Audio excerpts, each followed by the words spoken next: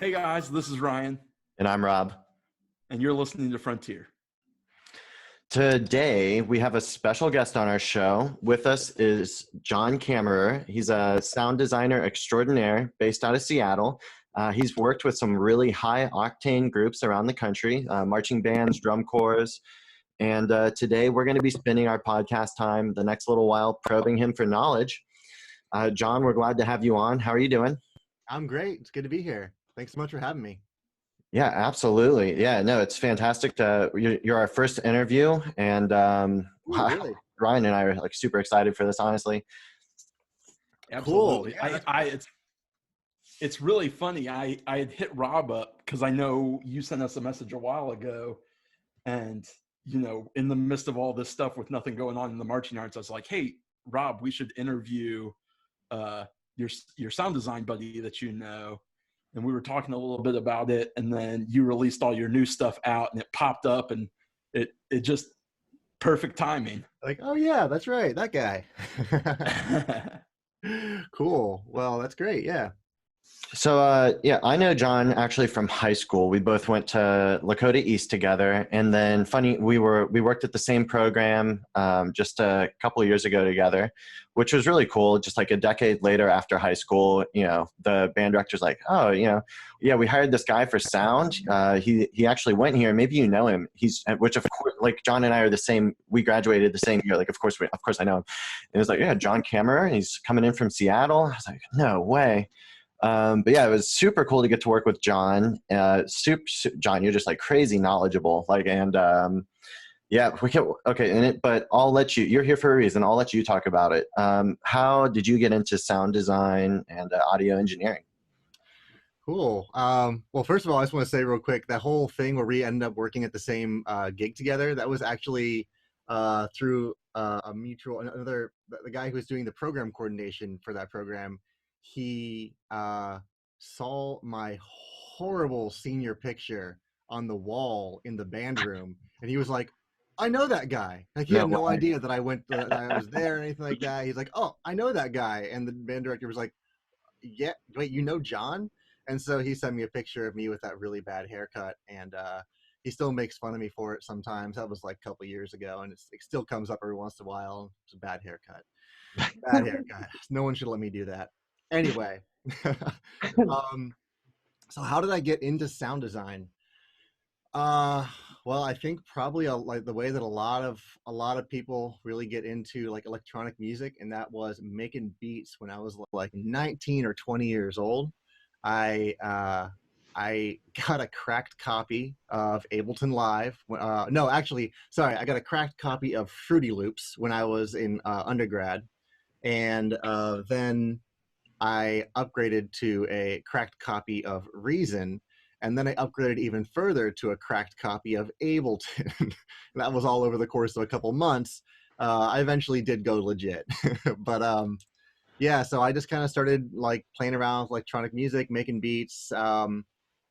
I was at a Halloween party in undergrad, and there was an electronic musician who was playing some guy, and I went up to him afterwards and I was like, "Hey man, what software do you use?" He's like, "Oh, I use Ableton Live."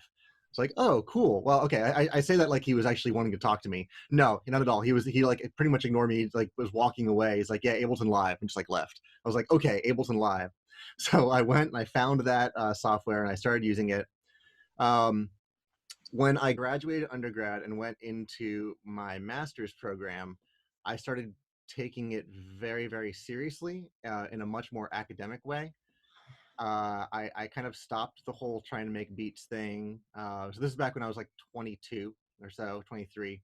I stopped trying to make beats. I focused on using Ableton and Maximus P. I was getting really big into Maximus P and script coding with Super Collider and a lot of other things like that. And I was using that for sound design and composition. So I would pair that with my French horn because I was getting my master's program, a master's degree in French horn performance.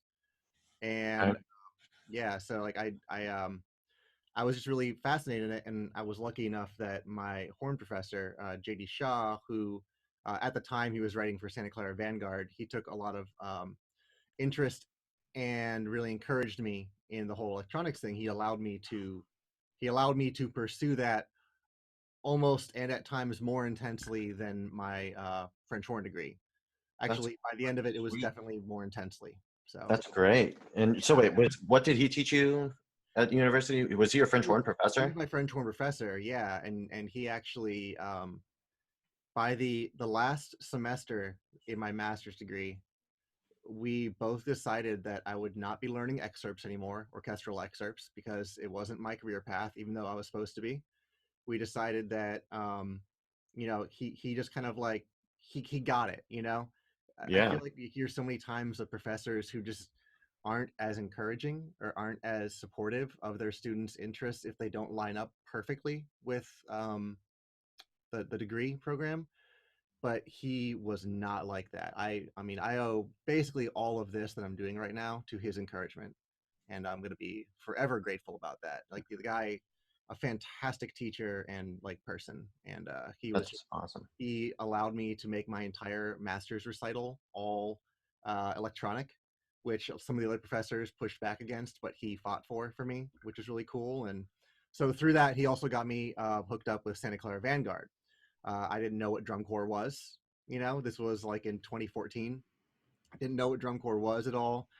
He just came to me and said, "Hey, so this drum corps that I work with needs some sound design. Think you could maybe help us out?" I said, "Sure." And by the end of it, I ended up designing like an entire show's worth of sound design.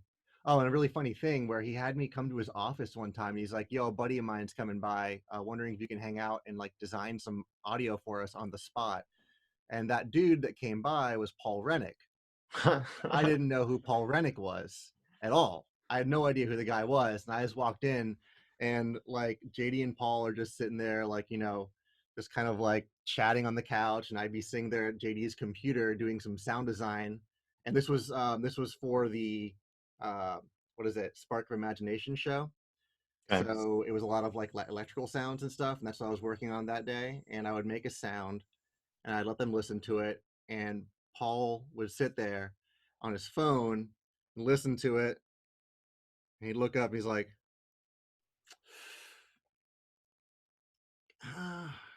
"Can it be more zappy? Like zappy?" He's like, "Yeah, just like more zappy." I'm like, "Yeah, I'll make it more. Okay, I'll make it more zappy." And so I'd try and do that. And so that was kind of my first dive into it. And then it turned out I walked into a lesson. I walked into one of my French horn lessons months later in the springtime. And at that point, I was going to be painting practice rooms. That was my summer gig, right? Because I don't know, nothing else to do, right? I walked into the practice room or the I'm sorry, JD's office for a lesson, and he mentioned that they needed to find someone to run their electronics because I had made so many electronics and it was like hard to manage it. And I said, "Well, I'm not doing anything this summer." And he was like, "What?" And I was like, "Well, I'm not doing anything this summer. If you need someone to, do that." And he's like, "Are you serious?" Because I didn't know what I was signing up for. I didn't know what I was suggesting. He's like, "Are you sure?" And I was like, "Yeah. What do you need? Like Quick, sign here on the dotted line. yeah." Basically, he's like, "Huh? Okay, 1 second." And then like he's like, let me talk to some people and I'll get back to you later. And then they wanted me to come on and do it, and so I did that for a few years. And that's a long-winded way to tell you how I got into sound design. So sorry. Pretty sweet story though, honestly. Yeah, don't be sorry. That's cool. Yeah, it's a lot of like chance and being in the right place at the right time. I think a lot of it, and a lot of it was me just being like really passionate about doing this stuff. So yeah. Yeah, definitely. um, so John, you talked about, being a French horn major in college and getting into the electronic thing. Can you tell us a little bit about what you do now professionally, now that you went from like the French horn thing and taking that career path, switching to electronic music, to what you're currently doing? Um, yeah. So after my master's program, I pretty much didn't play French horn again. I never connected with it the way that I connect with electronic music, and just like the hardware, the instruments. I kind of understood it a little better fundamentally. So um, through I mean, I do a whole bunch of different things with electronics right now. A lot of it's education based. A lot of it is like actual production based, and sound design and stuff too. I work exclusively with high schools now because I had no idea that was even a thing. I mean, back when I was in band, we weren't doing this, of course. You know, we weren't doing the electronics.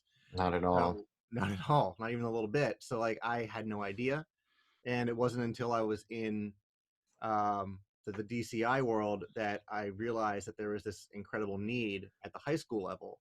And I also realized that I kind of preferred that workflow, I guess. I had a lot of different material to work on. I had a lot more autonomy over what I was writing.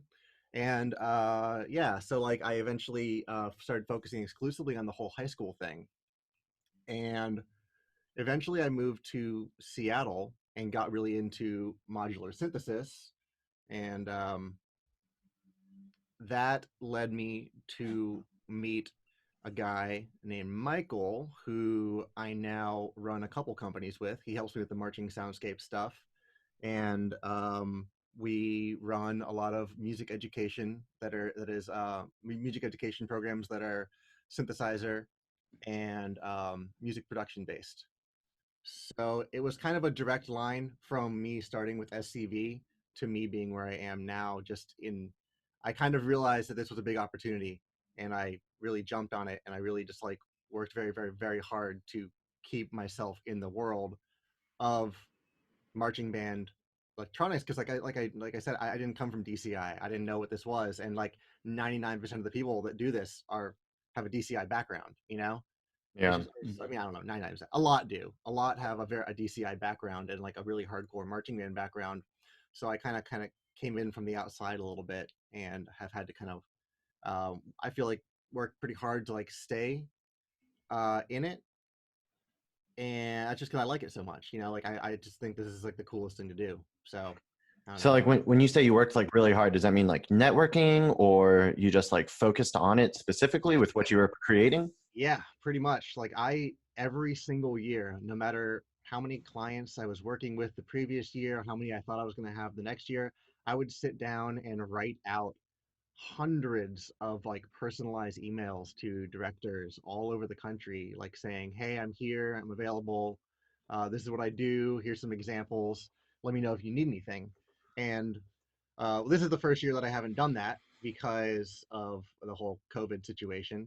It kind of coincided with my normal time to reach out, and I just didn't feel like it was appropriate this year. You know, Yeah. Yeah. it's an off year, so to say the least. But yeah, every other year I just spend weeks emailing groups, and and I really like the whole personal aspect of working with the groups. So like I travel to most of them, which can get really strenuous between July and November. So I usually spend around 50, 55 days on the road between that time.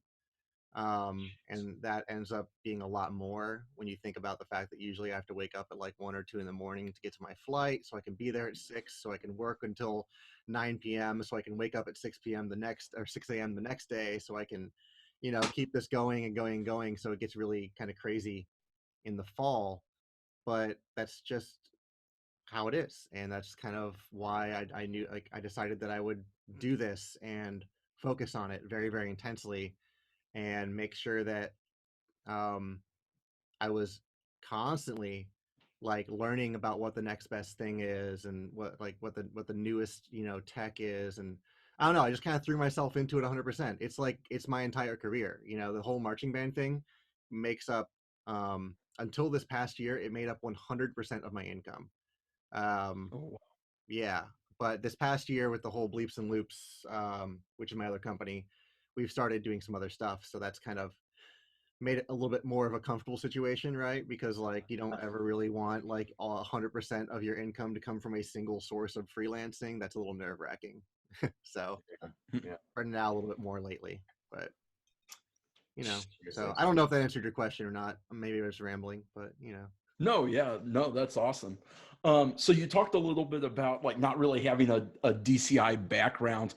Can you tell us how you how that kind of has either helped or if you felt like it hurt you a little bit in terms of like sound design, or just what are some of the differences that you kind of experience in your sound design versus maybe other people's that maybe have a little bit more DCI background? Um, as far as career goes, I think it has hurt because most people know other people, right? Like Mhm. I mean, this is a very word of mouth activity. It's very much like, hey, we need someone to write drill, and it's like, oh, I know a guy, he's really good, you know. Um, and those are usually people that people have marched with or worked with Yeah. in the past. Yeah. So I mean, most gigs are given that way. Honestly, I feel like a ton of them are word of mouth. So in that respect, not coming from inside the marching world has hurt the whole situation or made it more difficult. I wouldn't say it's hurt it; it's just made it more difficult.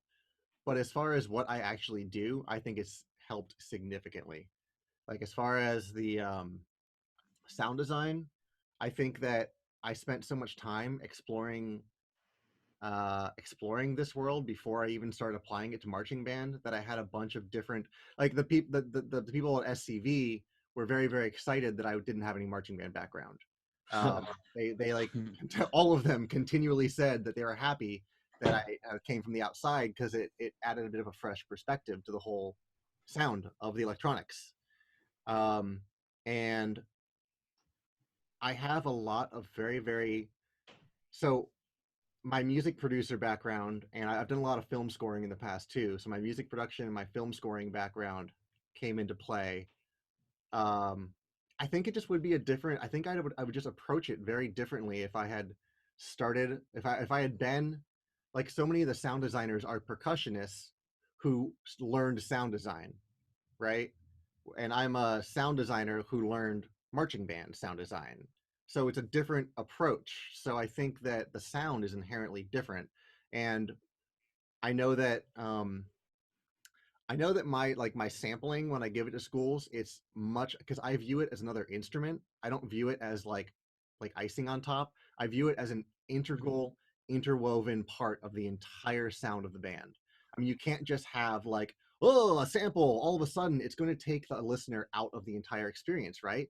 You need to have this like bed of very subtle electronics that is more frequent, not constant, more frequent than just like a sample, a big moment.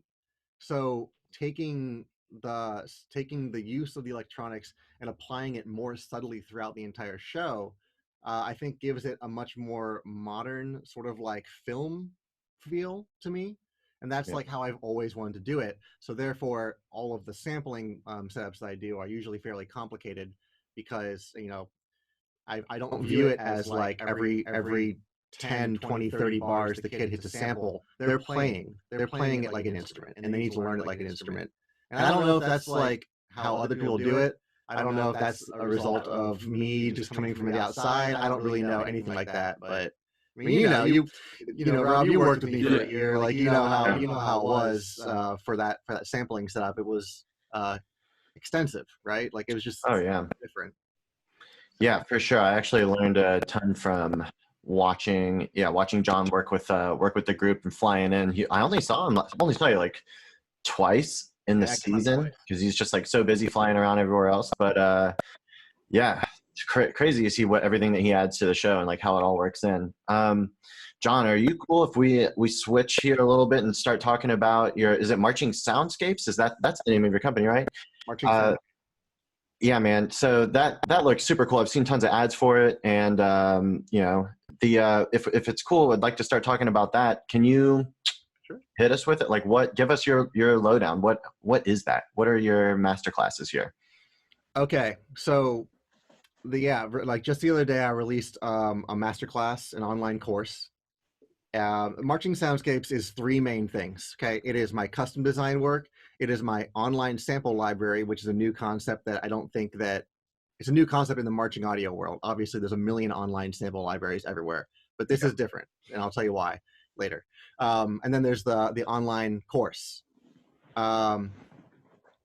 This all sprung out of the fact that I started a couple of years ago, having to turn gigs down because of either financial reasons, like the band couldn't afford it, because of my own time, things like that. And for years now, for like 2 or 3 years, I've been thinking like there has to be a better way. There has to be a way for bands who can't pay thousands and thousands and thousands of dollars for designers to still feel as though they're not being left out. You know, there has to be a way for people who can't hire someone like me to come in to still learn this equipment. Like there has to be a better way that doesn't leave out lower budget bands.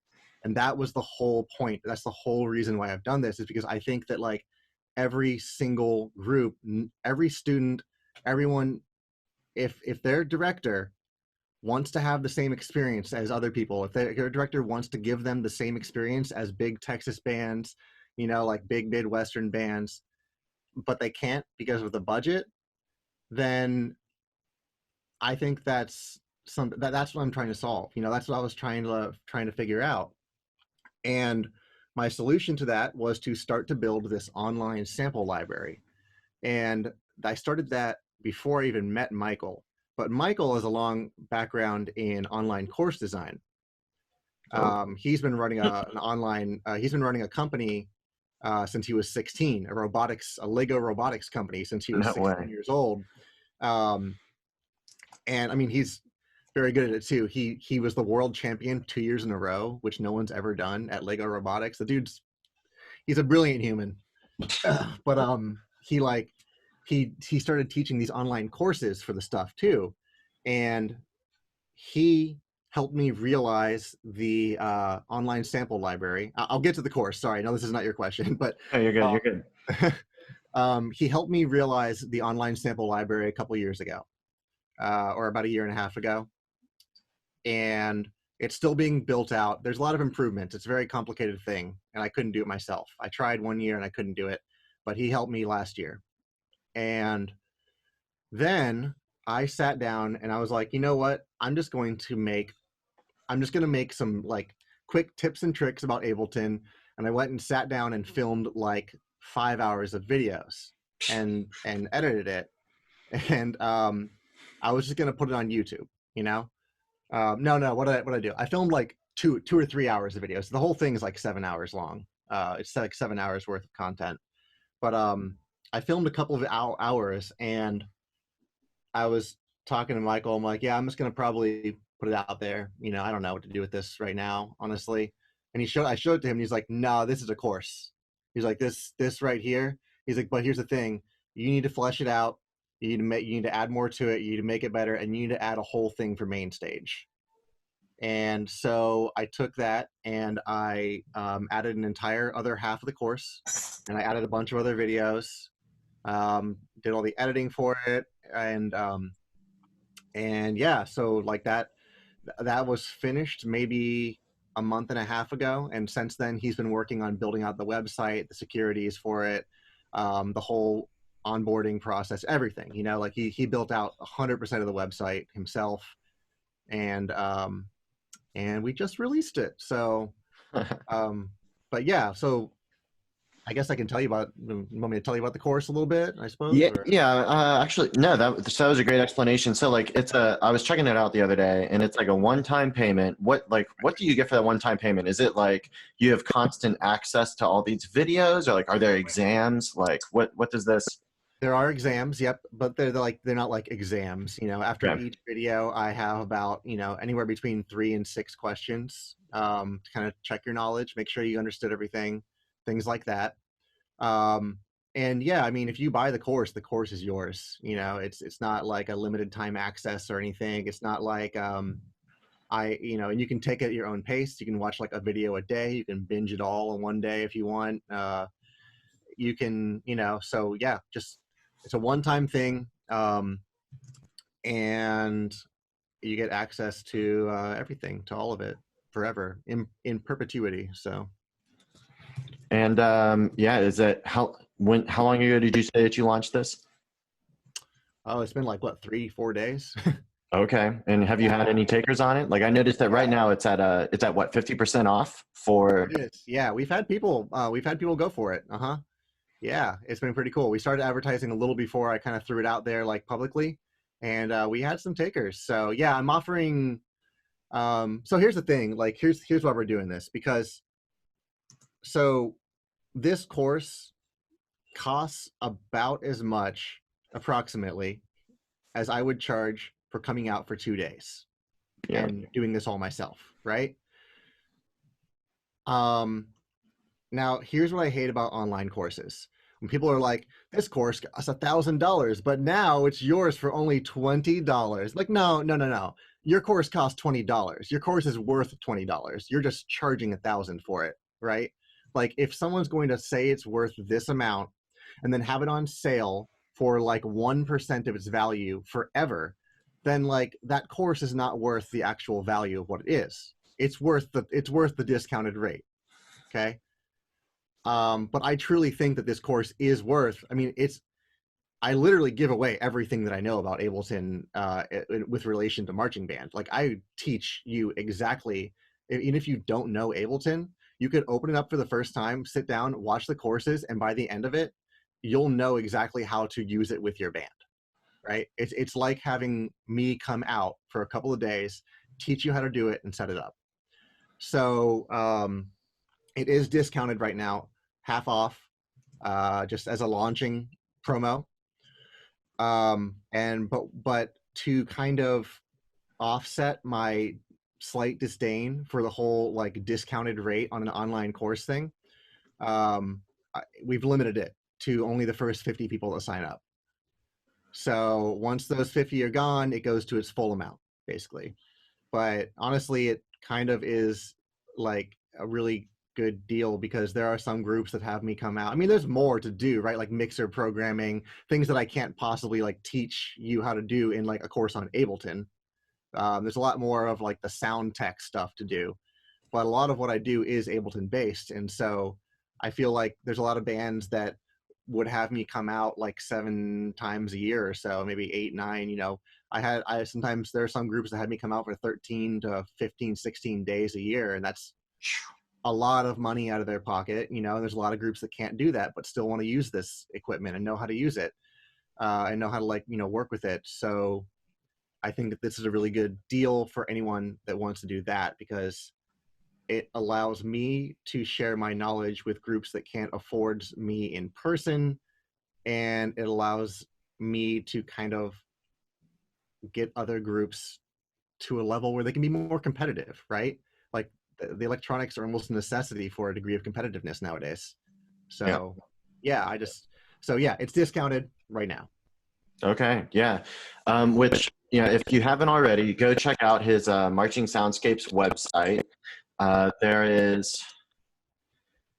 There's like a couple of videos, like there's an introductory video about what the course is all about, and that's real.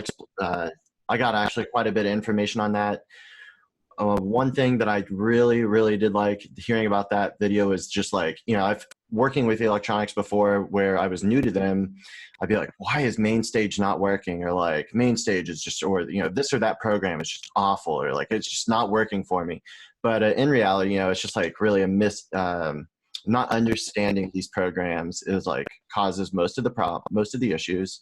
And you can tell from how John's course is set up. I think it's like really geared to take you from zero to operational, I guess, pretty quickly here. If they're strictly and down to the point for like how you need these programs for marching arts, pageantry arts. Yeah, I made that a goal of the entire thing. I mean, I'm going to be honest and tell you right here, you can find all the information that's in this course elsewhere. Like, if you don't want to pay for it, you can go ahead and find it yourself, right? Like, it's on YouTube. It's like, it's out there. It's not like I didn't invent anything for this, right? But what I did do was I filtered down literally everything that is only marching band related and put it in one thing. So like, you could spend a long time scoping out like YouTube videos and trying to like sift through a bunch of bedroom producers. That's the whole thing, is that, like, I mean, I don't know how many videos of, you know, like, hey, sound like Illenium, you know, like how to make a rad dubstep bass, you know, Right. Like, you have to sift through 100 of those to find the information that you actually need for marching band. So like, I mean, I've been there. I've done it for years and years and years. That's hysterical. I was like looking up recently, like how to master your track, or like how to use Ableton, like Ableton like stock plugins on how to start mastering files and stuff. And this guy's like, yo, I just learned how to do this, and now I'm gonna share it with you. Then swear proceeds to say, oh, I lost it. And I was like, yeah. So like, anything you can do to be much more direct and to the point with this like search and this education, like, yes, please. Absolutely. Yeah. Yes, please. That's what, like, I was chatting with someone the other day, and they were asking about, like, they're like, well, it seems like this is just a beginner. I don't see a beginner course. I don't really see how you could cover everything about Ableton in just this one course. Like, and you can't. I mean, you can't. That's not what I'm trying to do. You don't need that. Yeah. I'm not trying to teach you how to design amazing, crazy sounds. I'm trying to teach you how to functionally use it. Like, really, really, really utilitarian, I mean, don't be wrong. You'll know how to use it, all of it. You'll know all of it. But it's just, it's really to the point, really to the point. And that was the whole thing. Like, I don't give you anything that you're not going to use, basically. That's cool. That's cool. Well, okay. So, John, hit it. Sorry, I have a question. Do you have plans to flush that out to other DAW systems such as Logic or Cubase or? No, I don't use any other DAWs. I have tried to use Logic. I use Logic for certain things, kind of weird stuff that isn't. It's not like music production. I use I use Logic for other stuff. But I've tried teaching myself Logic like 3 times, and usually I get a couple days into it. I'm like, well, this is dumb. I already know Ableton. Like, why am I going to spend all my time learning Logic, which doesn't do as much as Ableton? I don't like Logic very much. I don't really like the whole Apple aesthetic of their software a little bit. I think it's a little bit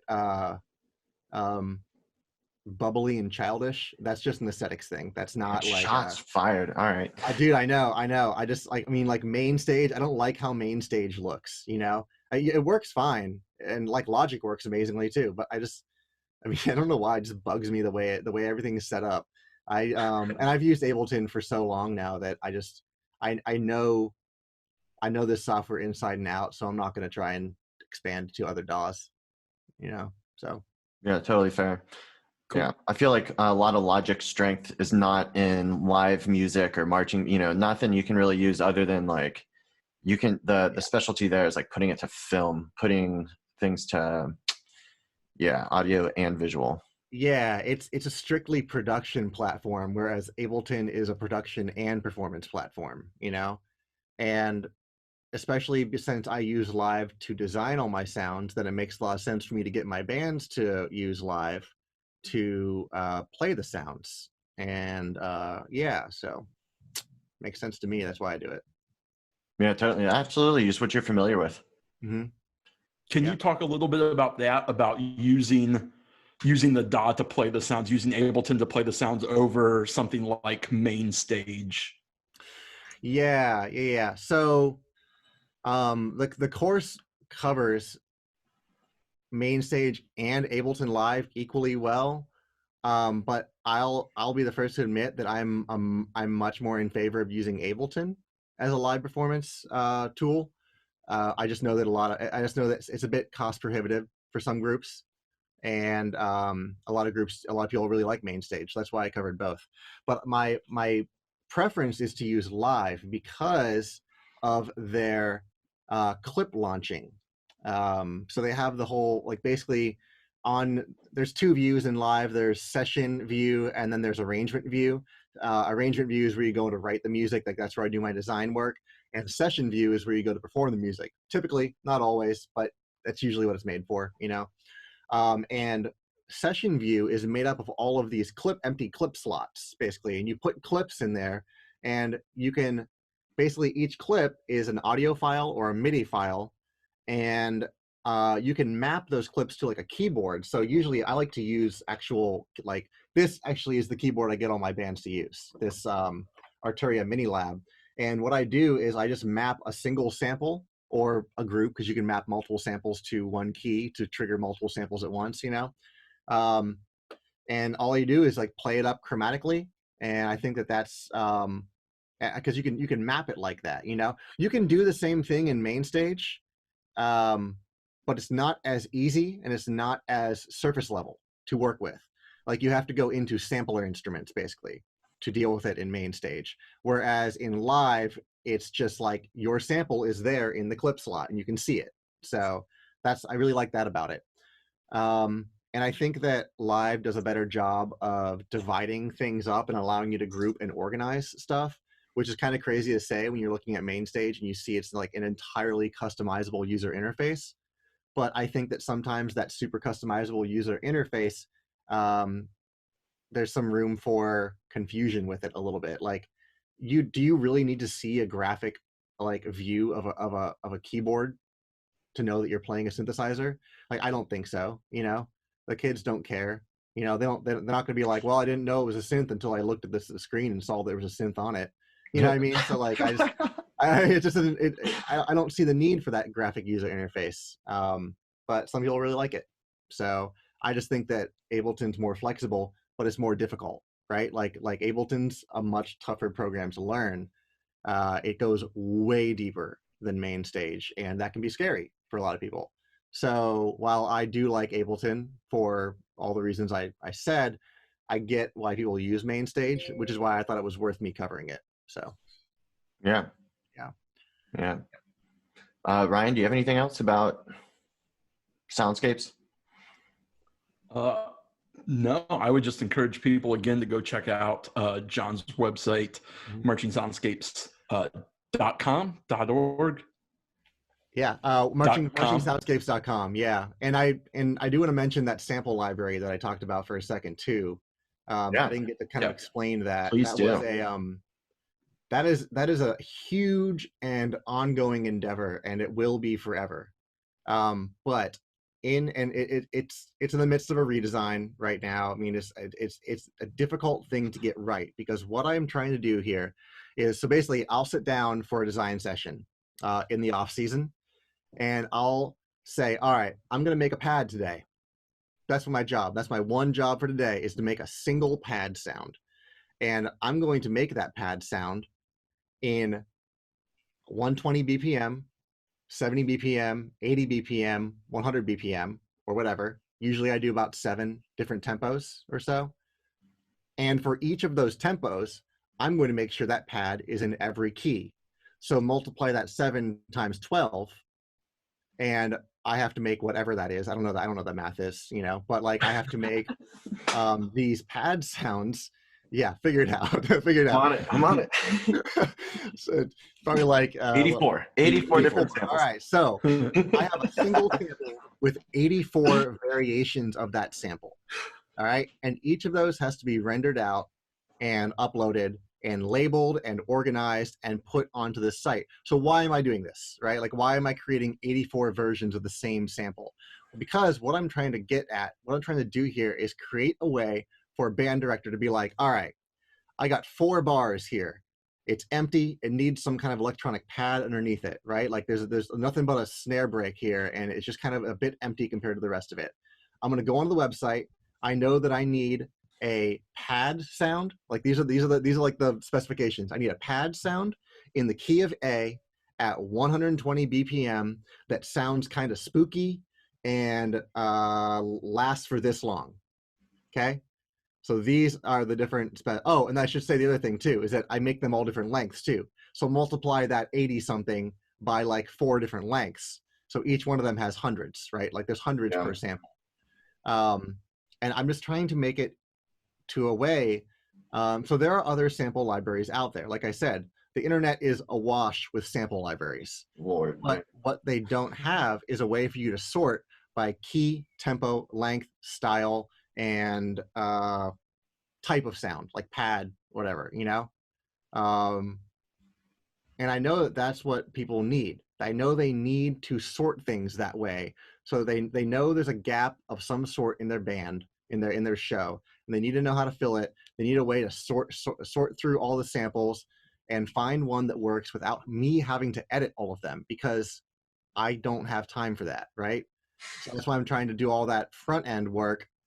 Even if no one ever buys 90% of the versions of a sample that I buy, that I create, doesn't matter. The option's there, right? So um, that sample library is always growing. It just takes a lot to fill it out because and it took an incredible amount of like custom coding work on Michael's end to make it sortable, like to actually like host that number of high quality samples to make it so that everyone can listen to each sample ahead of time, right? Like that, and to make it so that like there's an incredible amount of like of web design that went into creating that library the way it is structured, because there's nothing like it.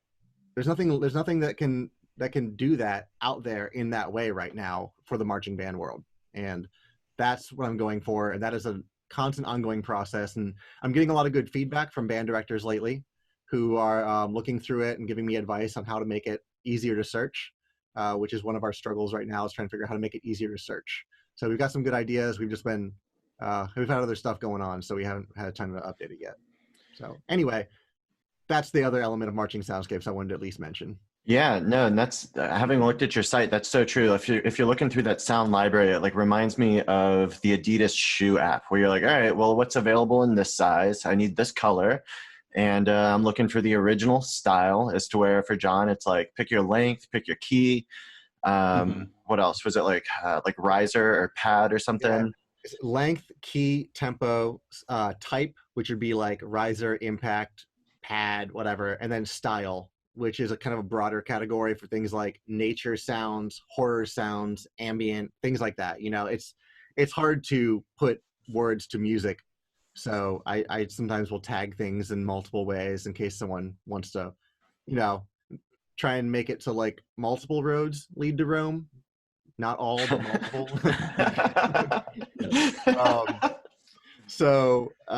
But yeah, and the reason why I'm doing that too goes back to the fact that I think that bands who can't afford custom designers deserve to have the show that they should have for the kids too. I just think that I mean, it all comes back to that. We you know, like I can't charge less and pay my bills, right? I have a ceiling to the number of clients I can take on every year, as every designer does, and I have an amount that I have to make to pay my bills. But if I could, I would take on 100 clients a year, you know, but I obviously cannot do that. So this is my answer to that. This is my answer to bands who can't afford me. This is my answer to my own limitations as a measly human being. So, And how many programs do you take on a year? between 15 and 20. Okay. Oh, wow. Which is a lot. I think this past year I did 22, and I won't be doing that again. That was a lot. Yeah. And is that all fall, or do you do indoor stuff, or? Oh, I do some, that was all fall. I do some indoor stuff too. I don't really, once marching season's done, I'm kind of done a little bit. Like I am burnt out in a way that is very deep down and requires months to recover.